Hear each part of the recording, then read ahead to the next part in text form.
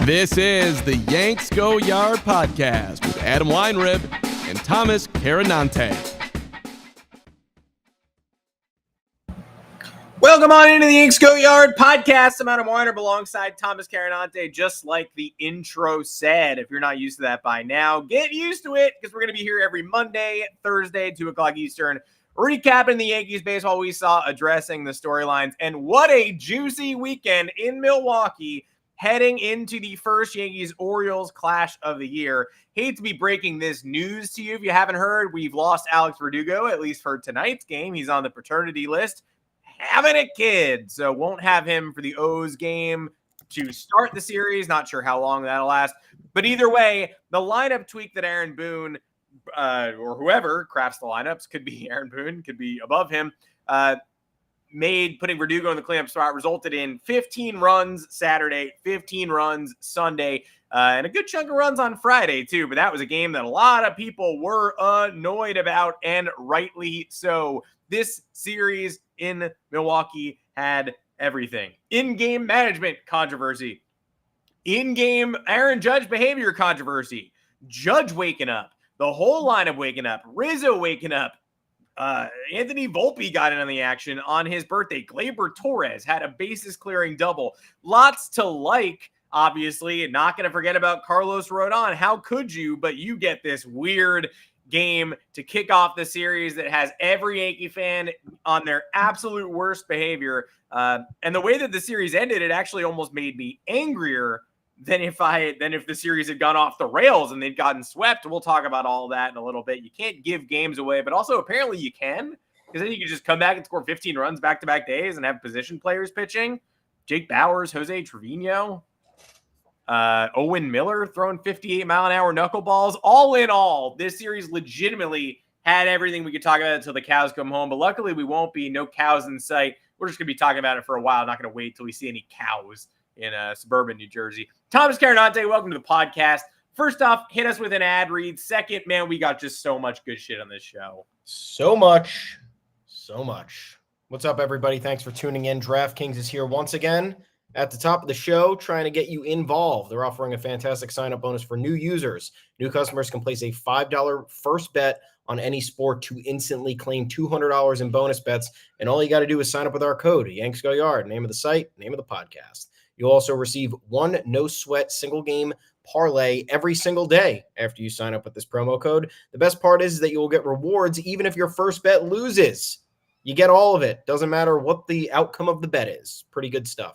Using that code Yanks Go Yard not only gets you these bonuses, but it directly supports our podcast, yanksgoyard.com. Your boys Adam and Thomas. Let's have some fun. So if you're considering signing up for DraftKings, or you know somebody else who wants to get involved and is a first-time new user, make sure to use that code Yanks Go Yard to maximize those first bets and get everybody in on the action. This offer is, again, only available to new customers who are 21 and older and physically present in legal gambling states. Please remember to always gamble responsibly. Check the episode descriptions for full terms of the offer to see if you qualify. Spoiler alert, you probably do. Anyway, what a time. What a time to be alive. Yeah, it was funny. Friday, I turned it off when the Brewers tied it because I knew they were going to tie it. Mm-hmm. And I said, I'm not doing this bullshit late at night because I had to golf the next morning. And then I woke up at 4 and I checked the score and I said, yeah, that's exactly what was going to happen. And then we're gifted with 30 runs. And like you said, there's a lot to parse through here. Friday an all-timer because, you're celebrating the run they scored to take the lead in extras. I think we should do happy before sad, but obviously I'll be a little angry to start. You're celebrating the run they score in extras. And I'm in the. Why are we celebrating it though? Well, you like taking a lead and then. No, exactly. You get, not only do they score in extras, which they never do, but they get another runner on second with no outs. Yeah. So you said, you know what? Yeah. This could be pretty good. But as soon as they don't score that guy, it's a dud. But I was away from the TV at that point, and I was just crossing my fingers, holding out hope, and I get the notification that Michael Tonkin is in, and I go, well, that's it. You don't even have to think about maybe the matchup, you could maybe, survive, you get a pop out, weak contact spin. No, they're not going to win this game. Michael Tonkin is in. They're not going to get this done. So we'll yell about that in a little bit, all worth it. But I feel like we should probably start with the Aaron Judge slide from yesterday before we get into all our questions, moments you were happiest, angriest, etc. Because The Judge slide is just the ultimate blown out of proportion moment of this series and beyond. Brewers fans it's always nice to uncover a new fan base that sucks. Yeah. And we learned that Brewers fans have that specific, it's almost like that Cleveland indignity too. That thing of like, you might not know us, but you should. We move the runners over. We hit singles or whatever, just bragging about not being as good as teams with more power. The Brewers did that this weekend where, so did Aaron Judge raise his hand as he slid into second base to try to bust up a double play in the middle of yesterday's game after the Yankees had blown a 4-0 lead? Yes. Yes. Absolutely. He attempted to distract Willy Adames throwing the ball to first on a double play ball by raising his arm in the air. Has Aaron Judge done that before? Yes. Every time he has ever slid into second base. And presumably a coach at some point when they realized that Aaron Judge was 6'7" said, hey, you know what you should do when you slide into second base and break up a double play? Put your hand in the air because you're really tall. It might distract somebody. He's been doing this for years. Thomas Carinante, is it illegal to try to distract the defense from completing their task? Is that illegal? No. I'm pretty sure people don't slide, so the shortstop or second baseman don't throw the ball in fear of hitting the runner. If I'm not mistaken. I don't think it's illegal. And so you run into it's obviously not illegal. All of these Brewers fans claiming, I feel like I've never seen discourse like this in my life, where Brewers fans are going, hey, whether he does it on every slide or not, it's meant to obstruct the throw. Yes. You're not supposed to roll out the red carpet for the double play to be turned. He's not going out of the baseline. He's not jumping in the air. He's raising his very tall arms to try to throw off the shortstop's throw slightly. And you know what? It wouldn't have been a problem if he hadn't drilled Judge in the hand. The throw wasn't good. The throw was too low. It hit Aaron Judge in the hand. And now that that's happened once, umpires are going to take that move away from Aaron Judge moving forward. In the aftermath, the umpire said, we made the wrong call. We thought it was a natural part of his slide. It was actually unnatural. No, the umpire was wrong after the game when he corrected himself. It was completely natural. He does it all the time. Now you're not going to let him, and that's okay. Brewers fans asking for some karmic pushback.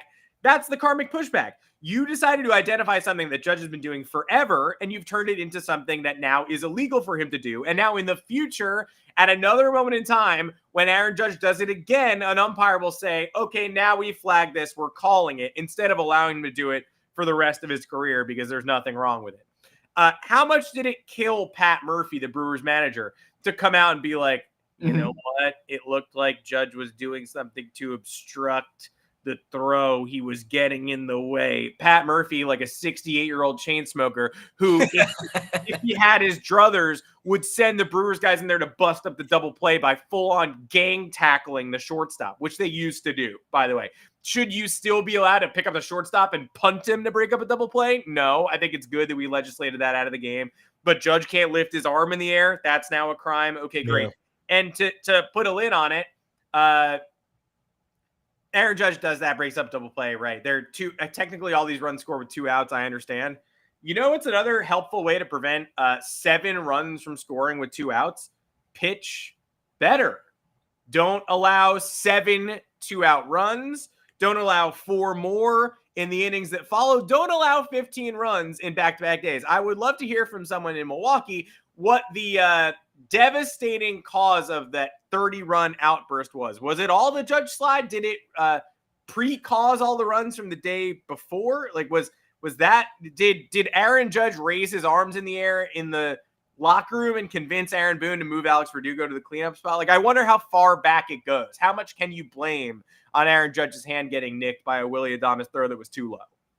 We would be disingenuous if we said that had nothing to do with the momentum shift, right? Of course. And we're not going to say that. But Brewers fans, Pat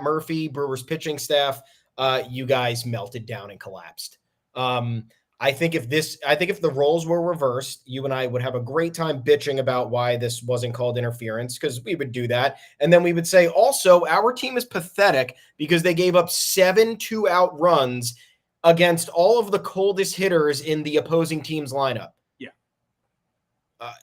Coming into this series, nobody was colder than Gleyber Torres, than Oswaldo Cabrera, than Anthony Volpe.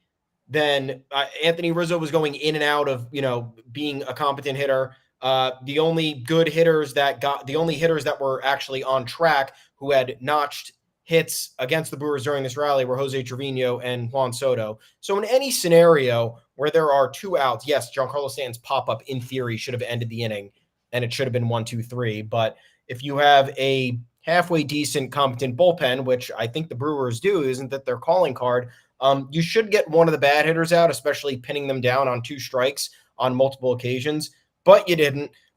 Secondly, I don't know what the Pat Murphy, the comments were funny. It's just because this guy looks like he chews nails for lunch. Yep. And he's calling Judge saying he was intentionally doing this, which Judge's whole tactic might be to purposely, distract the guy from making a throw. And if he hasn't been told otherwise, again, he's been doing it. There's a video compilation of him doing this for, I think, years, or at least dating back to the beginning of last year. So if he hasn't been told to not do it, then that's the umpire's fault. Secondly, Pat Murphy's comment was I'm sure he's a nice kid, but look to me, he was trying to intentionally interfere, as if Aaron Judge just committed a crime and was wrong place, wrong time. And he's you know what? Sure, he's a nice kid, but these transgressions, he's going to have to be penalized for them. So we're going to have to figure this out. Nice guy, Aaron Judge, swatting the ball down. Willy Adames, too. This changed the entire game. Yeah, it changed the entire game. Now that you go look back on it, now that you say, oh my God, that inning allowed 7 runs. Yeah, no shit, it changed the game if that's the way you're going to look at it.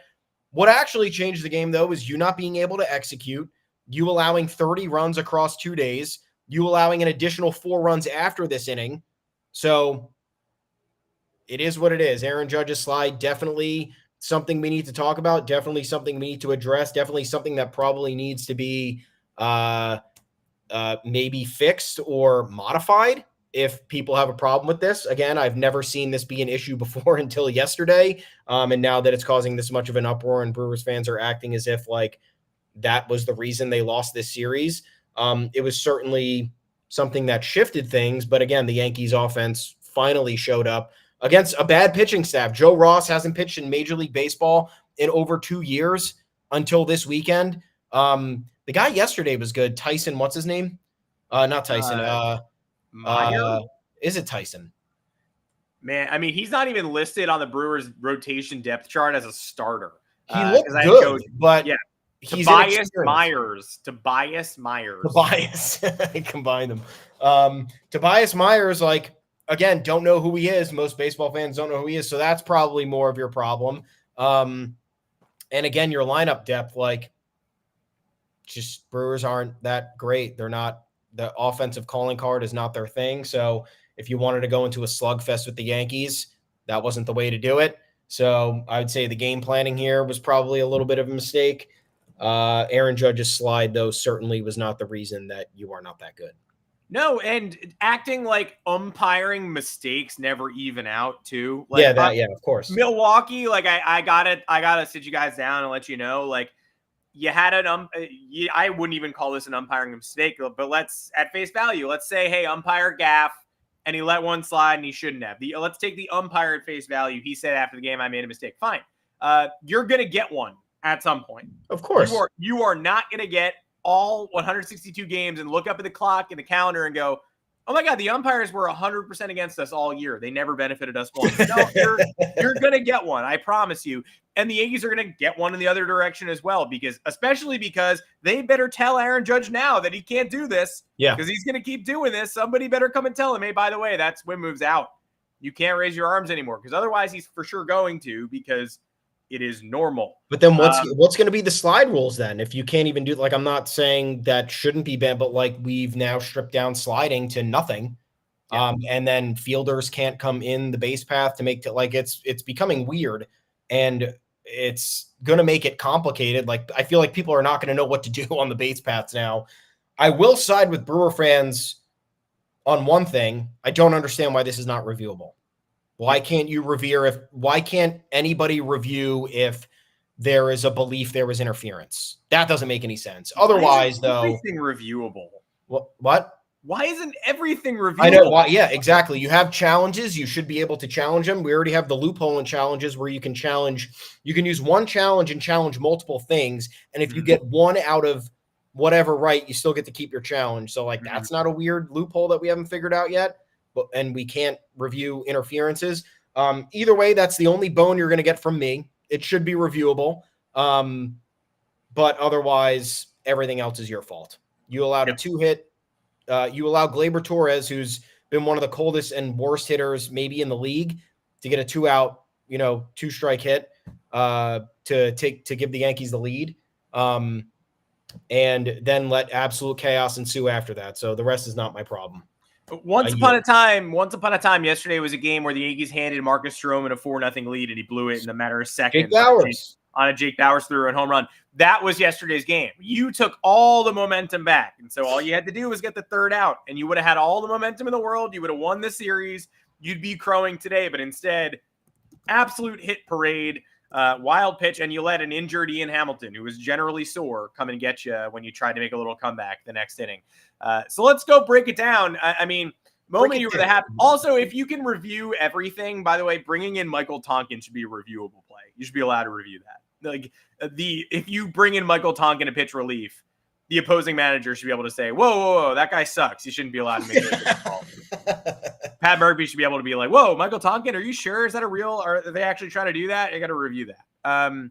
Let's talk about the series. The moment you were the happiest. I mean, Aaron Judge's first home run, the 400-foot dead center shot, and then his entire Sunday. I think his demise was a little bit premature because it's not like he looked any better in the first game, right? That'll get forgotten. He was awful. Most of the discussion about Judge's hurt, he should sit, was like Friday night into Saturday. It's not like that was just previous series. He was awful in that opener. He regressed again. One of those Red Sox aggregator Twitter accounts I saw tweeted like, why is no one talking about this? It was like Aaron Judge hitting 170. He was like, everyone is talking about it, brother. The whole world. Yeah. But Judge had an unbelievable Saturday, Sunday. And maybe he had the surgery between Friday and Saturday. For all of those of you fans of asking Aaron Judge to have elective surgery, maybe he had it overnight, Friday. Toe abdominal combo. Yeah, maybe he got that toe abdomen. Maybe they took an ab ligament, the troublesome ab ligament, put it in that toe, fixed everything. But for those of you who wanted him to have the surgery or who wanted to be like, I just don't think he's got it anymore. Like, he regressed so fast, constant toe management. Like, somebody was trying to tell me the other day that it probably hurts more now than it did after he suffered the injury. I mean, that defies logic and reason, but everybody slides. Everybody starts defying logic and reason when your best player and MVP candidate year over year just suddenly can't hit, can't recognize the breaking ball outside, and isn't making contact as hard, whatnot. He proved on Saturday and Sunday he can still do it. So, moment I'm happiest overall. And it's tough because it's a, 15 back-to-back 15-run romps. I'm still thinking about Aaron Judge above all the other people. But shout out to Gleyber Torres for having 60% of his RBI on the season on one swing on Saturday. As of Saturday, that was crazy, clearing the bases.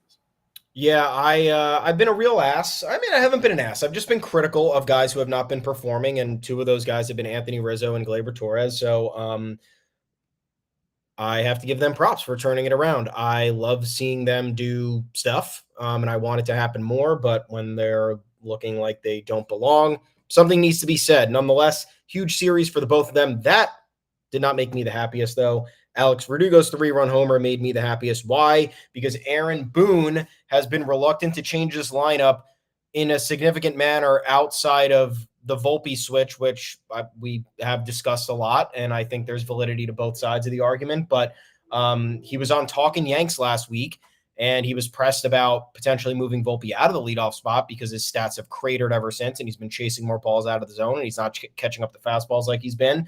And Aaron Boone was like, yeah, we're not going to make changes like that just because someone's not playing well. And he's like, yeah. And John Boy was like, yeah, but you literally did that for Gleyber Torres. You said he was pressing too much in the leadoff spot after 10 games or 8 games and took him out. So, like, That's a valid question for Volpe. Then he moves Verdugo into the cleanup spot. Alex Verdugo is not a cleanup hitter. He is simply not. He is, I think he's at best a leadoff hitter and then mostly a lineup lengthener. Anywhere between holes 6 through 9, you could probably put him and he'd be great for your team. But he's a guy who rises to the occasion, which is what this team kind of lacks and has lacked for a while. He gets the barrel on that ball. Puts the Yankees up 3-0 really quickly. Then Glaber follows suit with that 3-run double. It's 6-1. Game's over. Felt like the game was over. So when the Yankees offense starts off like that, when there's been a noticeable switch in the lineup, it's really encouraging because this team really doesn't switch up the lineup. The only time they switch up the lineup is with rest days. Blindside you with weird rest days when it feels like, why is this guy out? He's been hot. Or why is this guy not sitting? He's been cold. Now, Aaron Boone, I don't know if he's got it right for the long haul, but guess what? Part of the managerial job is putting guys in the right position when they're hitting well, and this was the right call. I was very happy. I would fully agree with that. And I any sign of progress from Anthony Volpe, too. Like, I don't want to impugn Aaron Boone for the leadoff move. I was pretty ready to move him back, especially when he went over to start this series. I'm back to just confirm. I mean, look, I'm watching every game, but I'm just confirming in the box score after the game. Up, nothing again, empty again. Okay. But the home run he hit yesterday was a return to the approach that had worked so well previously and worked really well during the Oakland series too. So it's now 2 straight series of like cautiously optimistic on Volpe as well. Can't say he's back to form, but now his last 7 games, he's 8 for 30 with a homer, 3 walks, 8 Ks, a little bit better, a little bit brighter. 2 walks and a big home run yesterday. And that's against the Milwaukee Brewers, not the Oakland A's. Although everybody who was like, the A's, how can the Yankees do this? How can the Yankees split a home series with the A's? Like, we wanted to win the series too. But we kept telling you, hey, there's a couple of young pieces in that lineup. Hey, the bullpen's actually like really good. Hey, they've got 2 great starters. Go ahead and take 2 out of 3 from the Orioles. Where's everybody making fun of the Orioles? Where is everybody making fun of the Orioles? It's too anti-hipster. You can't make fun of the Orioles for losing a series against the A's. The Orioles are cool and young. You can't make fun of them. Make fun of the Yankees for splitting a series. Craig Kimbrell was hurt. It's not even real. How dare you? How dare you judge that series at all? How dare you? Because Craig Kimbrell was hurt. Doesn't even count. I mean, look, the Yankees lost the 4th game of that series that the Yankees lost to the A's was one of the worst games the Yankees have played in 10 years. Clogging the bases against Alex Wood in his 7.5 ERA, consistently grounding into double plays with the bases loaded and 1 out. That game was awful, but they split a series against an Oakland team, and they took one off Paul Blackburn, who's been an all-star level starter this year. The Orioles welcomed the A's in and dropped 2 out of 3. To that same Oakland team. That same Oakland team that's been a 500 team against the non-Cleveland Guardians part of Major League Baseball. The Guardians are like 6-0 against Oakland, or maybe 6-1. The A's are 500 against everybody else. They've been okay. And now we got 4 against the Orioles, and I'm not exactly confident, but I'm much happier now that they've already won 2 out of 3 against Milwaukee. Like, I thought there was a chance at an 0-7 road trip. Especially after that Orioles game. Yeah, you're right. Guardians are 6-0 against them. Holy shit. Yeah. Especially after the 4th A's game, I was like, all right, we might actually be in the midst of – I was joining the Twitter mob. The like, all right, losing streak starts now. And then like the team wins 1 game and then that person doesn't tweet again. And then they lose 1 more game and they're like, okay, actually it starts now. Like, I was joining those people briefly. I was like, I don't know if they're going to win a game on this road trip after, again, the opener of the Brewers series, too. I was like, all right, well, I mean, they gave that game away, so what are we supposed to do here? And so the moment I was angriest, I mean, this is obvious. The obvious one, this is where we talk about Michael Tonkin, I think. The real moment I was angriest that differentiates, there's a winner here. My secondary moment, Jose Trevino pitching, even with a 15-1 lead. I just don't like it. I'm sorry. I'll never like it. Like, I understand that you don't want to – the Yankees bullpen is beleaguered. I understand that. And you don't want to use somebody in the game that is officially over. And I'm glad Jose Trevino escaped that without too much damage. But any opportunity, like, you just got to close the door. It's 15-1. The Brewers are downtrodden. They don't need to see, you know how people say don't foul a shooter who's struggling in the NBA playoffs? Like, don't let him see the ball go through the basket. Don't let the Brewers down 15-1 hit off a catcher throwing 58-mile-an-hour fastballs. I guess. Because that smelled like a game where it's 15-1, it ends 15-7, and then the next day the Brewers come out and jump them. That didn't happen. The Yankees win the Sunday game. It's all fine. But I can't think like that. I'll die if I think like that. I think needed like the bullpen to be saved. I know. I get it. And look, it was. But that's one of those games where I just don't want to see the Brewers like circling the bases. And let's say that could have easily been like 15-6 with no outs. Jose Trevino was not a pitcher. Like, it could have easily been awful. But should have kept IKF. You would have had to bring in the worst would have been if you had to bring in an actual okay, Victor Gonzalez, go clean up, bases loaded, no outs, 15-6 now. They still would have won, but I didn't enjoy that.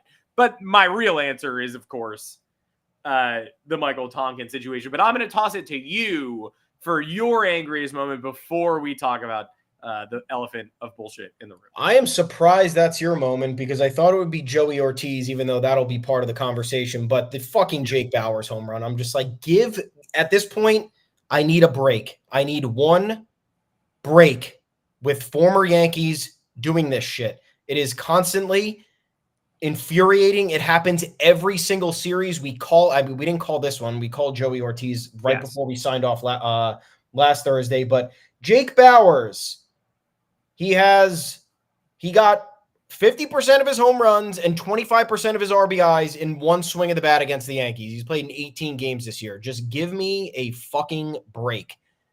I understand it didn't end up amounting to anything because the Yankees ended up scoring 15 runs and won that game by 10 or whatever, but that was almost a back-breaking home run. Marcus Stroman was dancing around a lot of Brewers hitters, which I think is something we should probably talk about too. He's not attacking enough hitters. He's not attacking enough inferior hitters.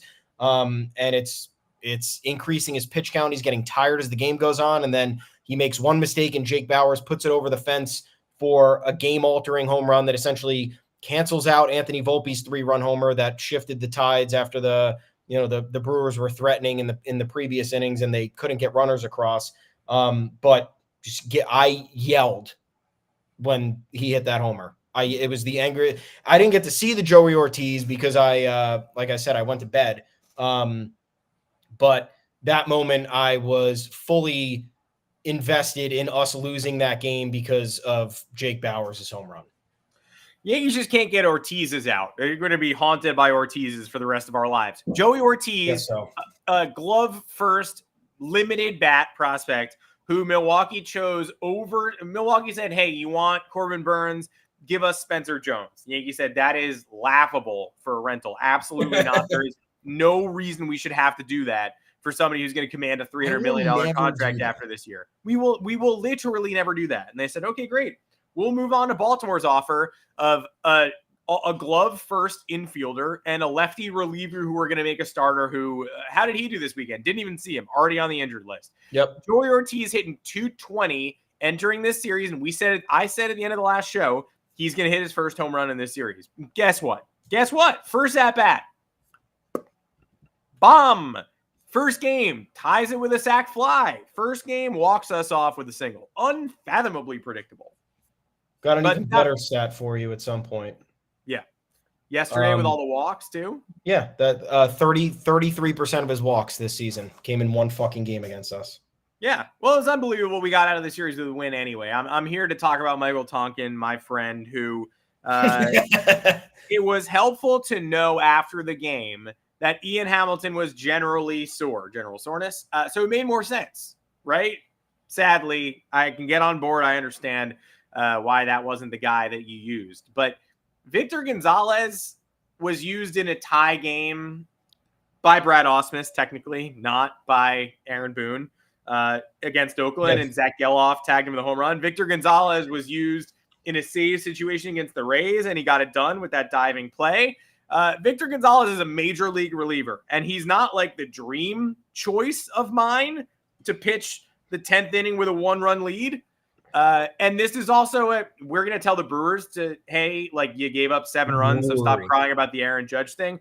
I'm going to tell Yankee fans too, hey, you have Stanton on second with nobody out and a run already in. Score him. Manufacture that run so you don't have to think about Michael Tonkin coming in with a 1-run lead. Anthony Volpe, bunt him over instead of striking out. What are we doing? But once that inning is completed, you do have to bring in somebody to protect a 1-run lead. It's a safe assumption that they're probably not going to, right? 1-run lead with the automatic runner on second base. That's already kind of like, okay, like the new rules are bad. Like, I hate the rules. I hate them. I don't like them. You know, when the Yankees are losing a road extra innings game, I don't like seeing that ghost runner on because we can't do anything with him and the home team always can. Yep.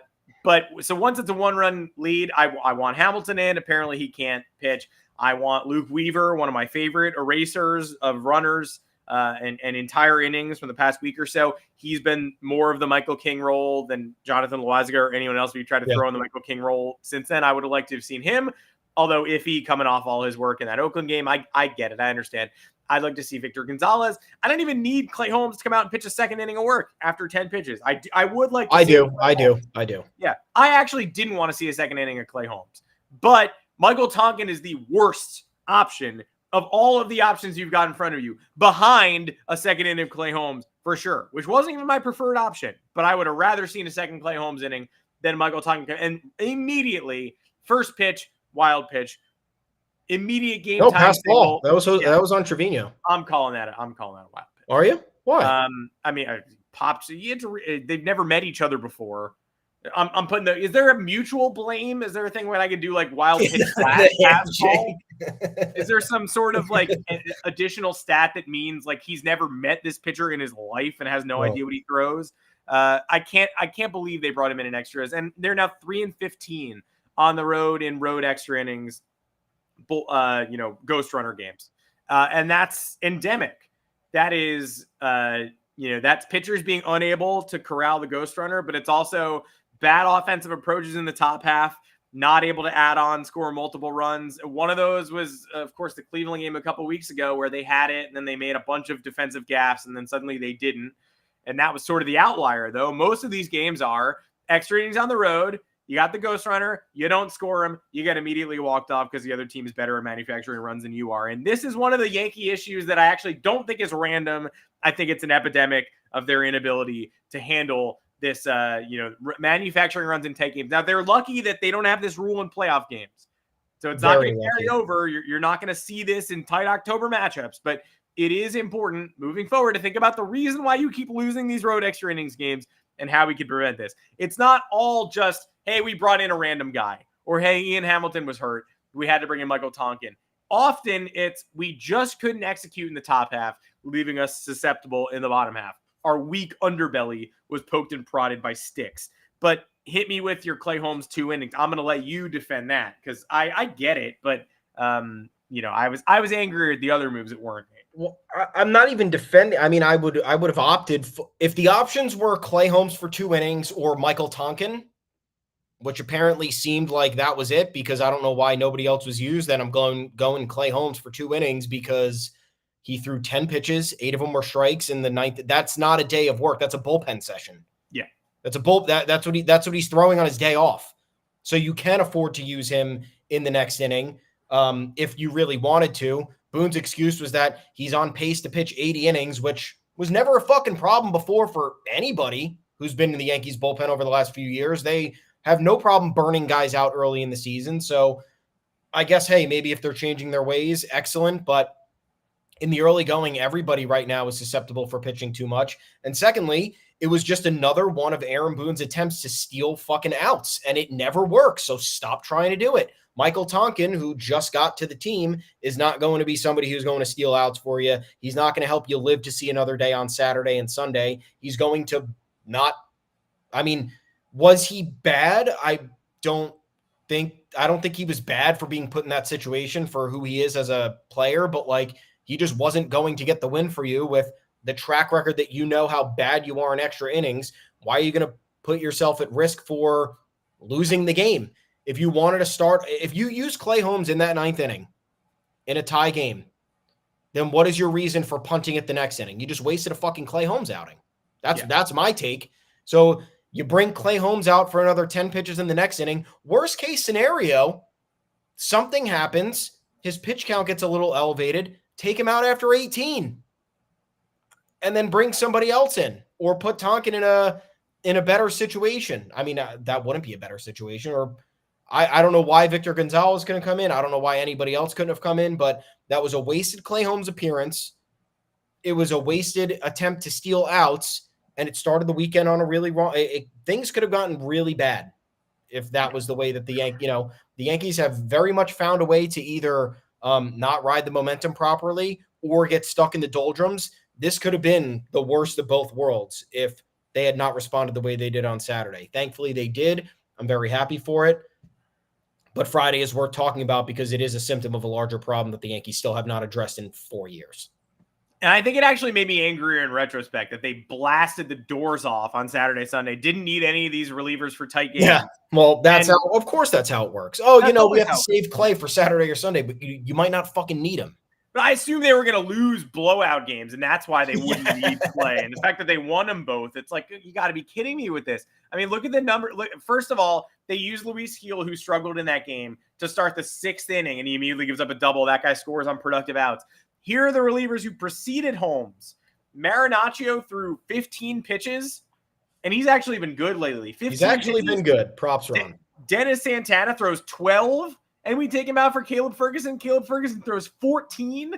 And then, like you said, Clay Holmes, 10 pitches, 8 strikes. Every reliever was wasted. Michael Tonkin, we ride for 26 pitches in 2 extra innings, blows the save, loses the game. And then Michael Tonkin gets to pitch on Sunday, too, because they're up by 15. So good stuff. Can't Dennis Santana go 2 innings? Isn't he like the number 1 guy to go 2 innings? He throws, what'd you say, 12 pitches? He threw 12 pitches. He got 2 outs, gave up a hit and a strikeout. That's it. I don't know. I mean, look, I've never managed a bullpen before, folks, so I can't tell you what to do. But if you're looking at a situation where you're scared of getting the higher end guys overworked, to me, it feels like one of those other guys that you brought in has to at least go out for the next inning if they're in between the 10 to 12 pitch range.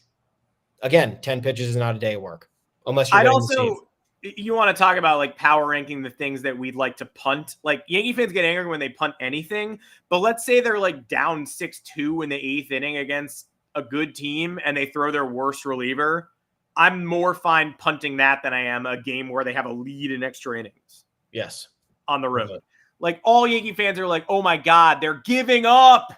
They're putting in Michael Tonkin down 7-3 to the Orioles in the 8th. It's like, I mean, yes, that's a little bit annoying, but it's not anywhere close to as annoying as what we saw on Friday night, which somehow this Yankee team, you want to laugh like these guys are different. Maybe they are different because that's the worst tone you can set on that Friday night. That is awful. That's the worst loss of the year, and it's probably going to hold up as one of the worst losses of the year by the end of the year. And they recover from that with a blowout win, a dominant Carlos Rodon start, and then a game where they blow a 4-0 lead and then come back and score 7 runs in the very next inning. That might be the actual most surprising moment of the series, the fact that they blow that lead. Also, Hudson Valley Renegades, I've been to 1 game a year. The Hudson Valley Renegades for the last 4 years. 0-3 entering yesterday, including the game where Garrett Cole blew a 6-0 lead to the Rays in 2023.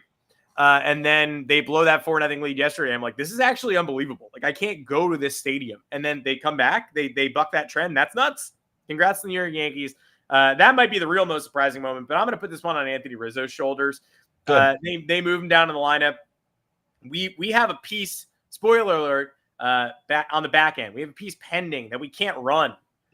An article on Yanks Go Yard that we can't run. Because it's like, it's time for Anthony Rizzo to give up this job to Ben Rice. We can't run it because all of a sudden he's got 4 homers in the last week, and he looks like Anthony Rizzo. All you need is he's not going to be a long-term piece here. He might be a coach before long. They have an option at the end of this season that he'll be 35. I maybe can't imagine them picking it up, especially with Juan Soto to take care of. That said, he had a 75 OPS plus when that article was written midweek last week. Now he's at 126. So early season variance, no reason to write anybody off, but that is just a monstrous leap.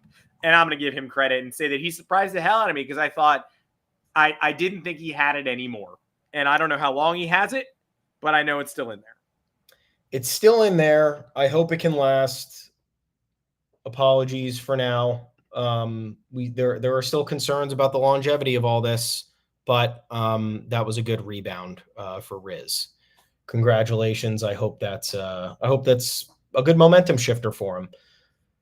My most surprising moment, we talked about it already. I can't believe the Judge slide went our way. I was sitting there. I was fully convinced that they were going to rule Verdugo out just because maybe I'm the jackass. It feels like the umps are never making the call. We're never getting the bounce. At least that's what it feels like.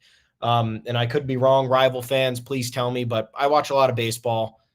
And the Yankees are one of those teams that will leave pivotal points up to umpiring decisions, whether it's the strike zone, whether it's something on the base paths, whether it's a judgment call, and they're always burned by it.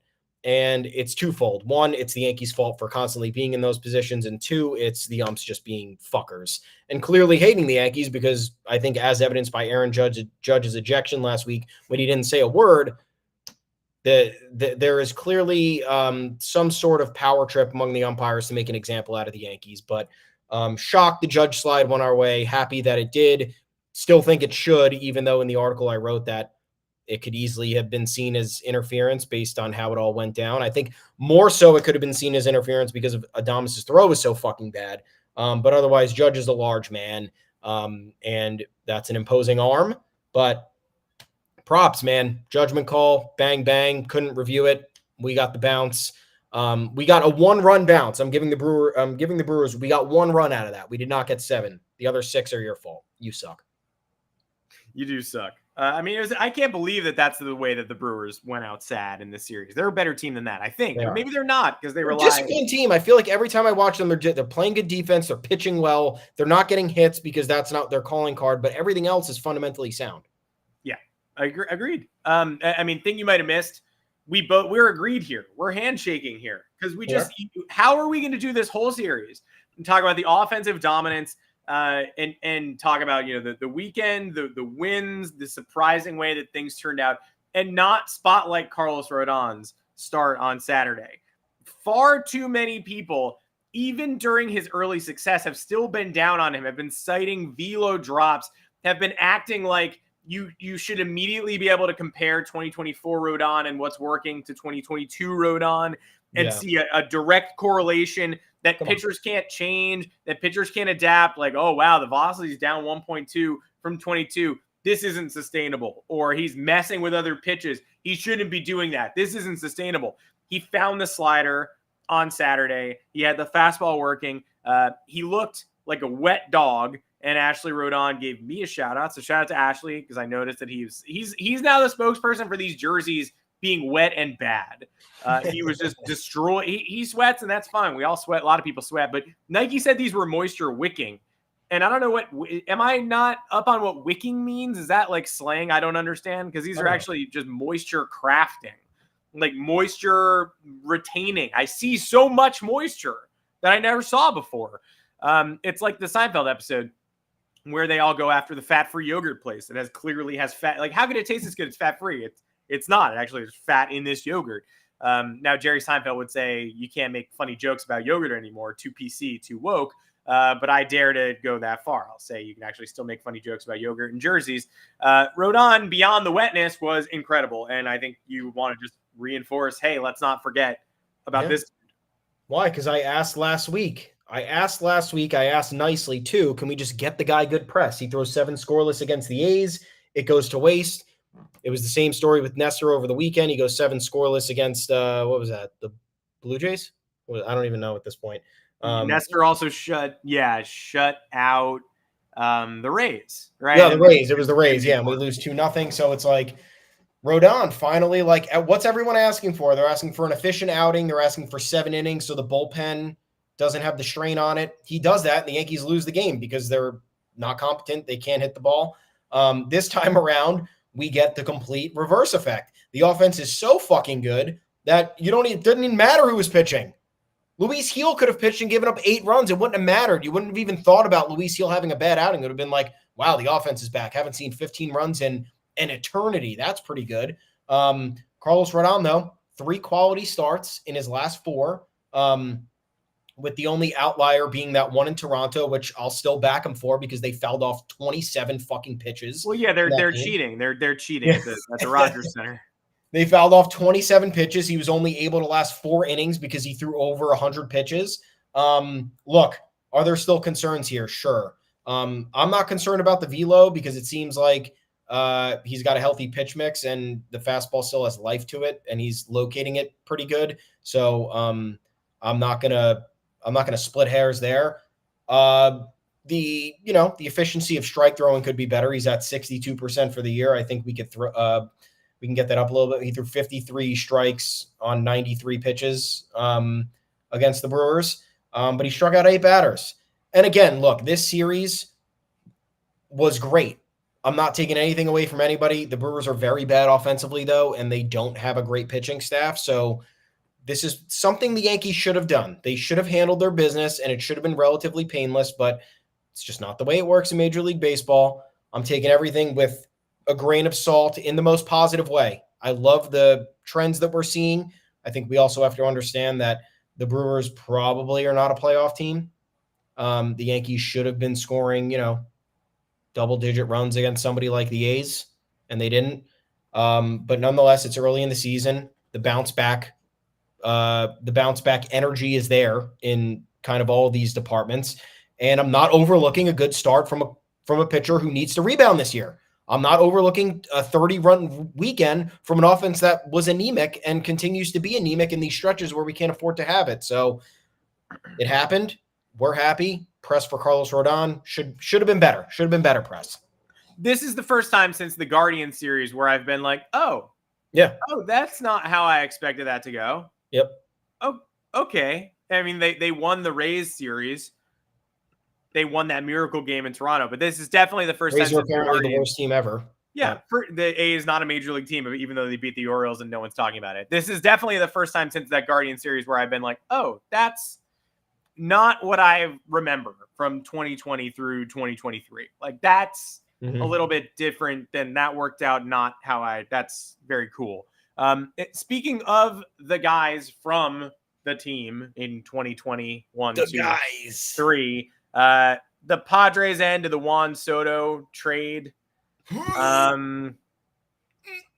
Woo, boy. I mean, just to think, and look, this could turn around. This can always turn around, but just to think, anybody complained. So we didn't complain about this, but we did sit here and we were like, the pitching depth, man, that's going to be a problem. And I was surprised that Brian Cashman was like, I will not trade Michael King and Randy Vasquez and Drew Thorpe for Juan Soto. I'm holding firm. Take one of these pitchers out of the deal. And the Padres were like, no. And Brian Cashman was like, fine, I will do what you asked me to do.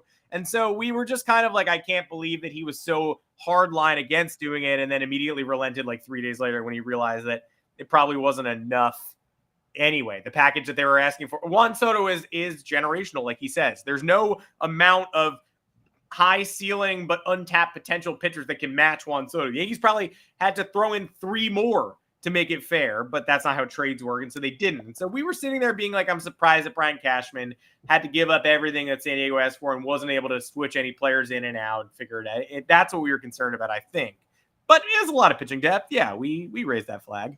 Yeah, that was the only flag, but otherwise, like maybe that was a negotiating tactic by Cashman to make it seem like the Yankees were valuing either Vasquez or King a lot more than they actually were. Because what do the stats say? Michael King got rocked again yesterday. He now has a 5 ERA with a 6.32 FIP and a 1.47 whip.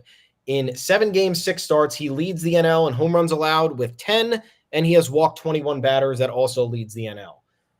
Who else? We got Randy Vasquez, who started the year in AAA because he had a really bad spring training, came back up, made 2 starts.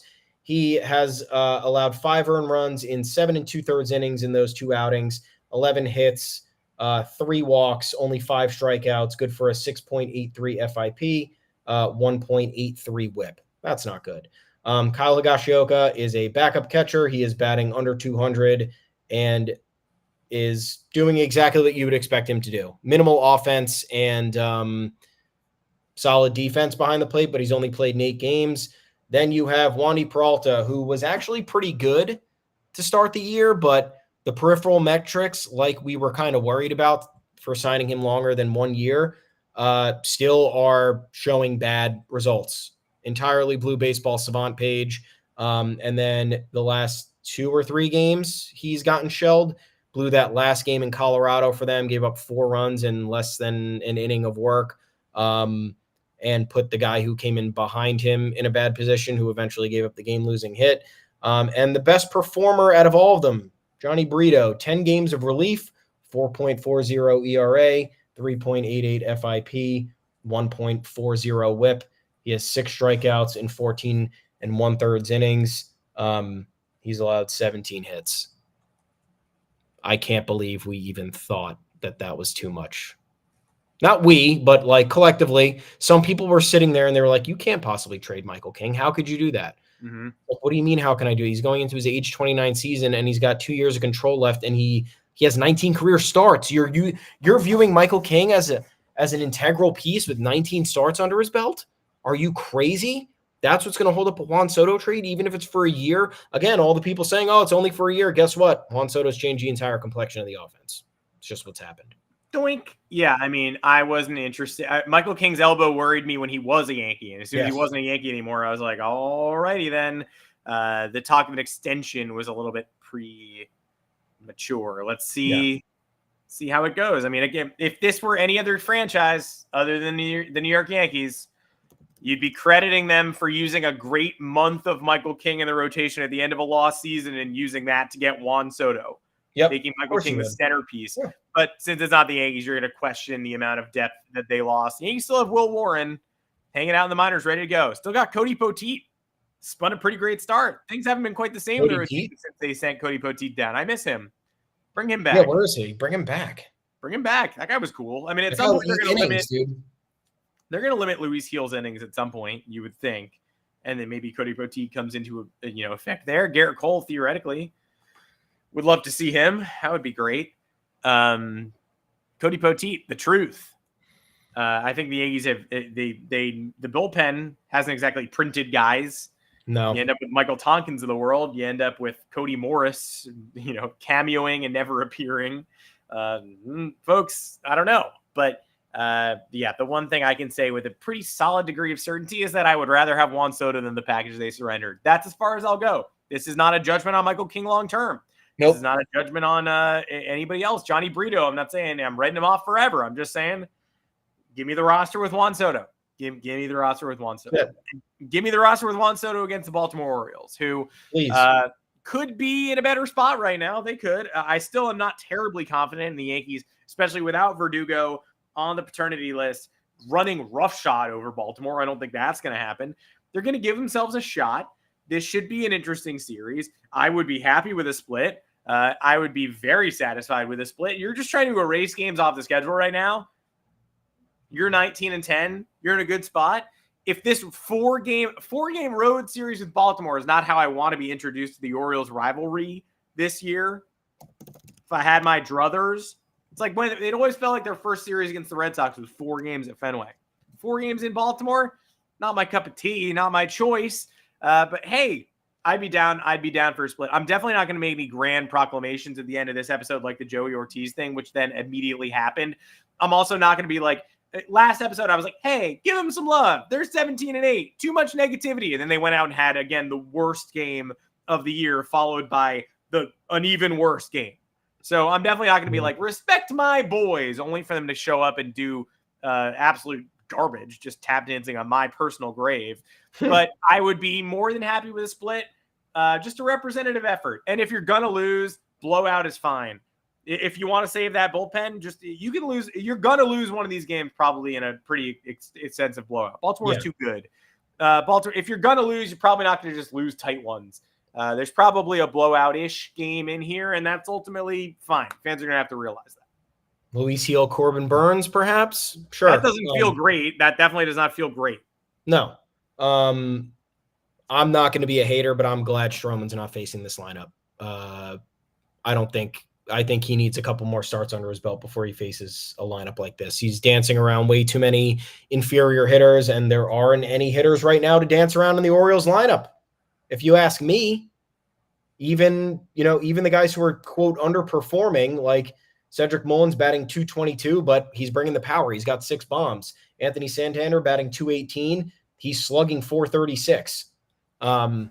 So these guys are hitting the ball when they need to, and they're getting extra base hits fairly often. What about the Orioles series? What do I think about this? I think their pitching sucks, and Grayson Rodriguez is bad. Dean Kramer is bad. Corbin Burns is good. They don't have a starter for Thursday right now. Split is probably the way to go. The Orioles offense is wildly impressive.